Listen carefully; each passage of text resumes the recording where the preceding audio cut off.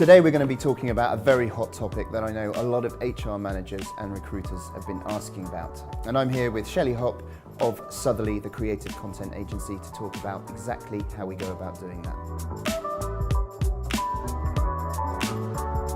Hello, my name's Jonathan Bright and I'm here with Shelley Hoppe of Southerly, the creative content agency. We've been talking about the recruitment marketing landscape, and as you can see, we have a very empty room from a very successful event, lots of empty coffee pots and empty water bottles. Shelley, how do you think the event went?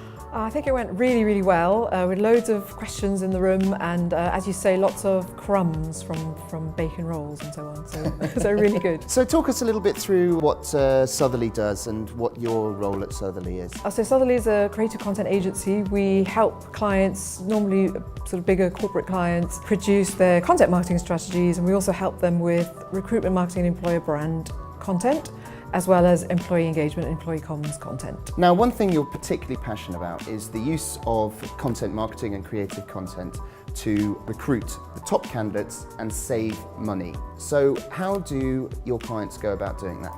Yes, so I always say, because it really gets a good reaction, that if you're doing recruitment marketing properly and employer brand content properly, it should save you time, save you money, and increase the quality of your candidates. And who doesn't want to hear about that? So basically, it's all about being honest about what you're offering to employees. We're really working out what your employee value proposition is, and then communicating that, usually via your staff. So using sort of employee advocacy technology and just talking to your brand ambassadors in the company and what they love about their job, getting it out there on blogs, videos, via social media, so that prospective employees, when they're researching whether they might like to come work with you, can have a look at all of that and get a sense of whether it's going to be the right environment for them.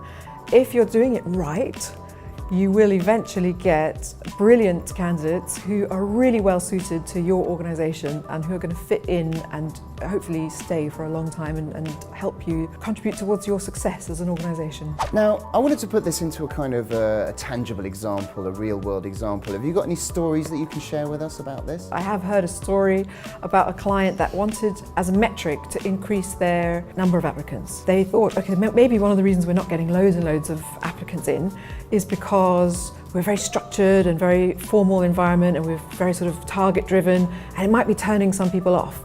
So they created an employer brand EVP strategy which showed that they were a bit more touchy-feely and that it was a nice place for sort of soft, fluffy, creative people to work.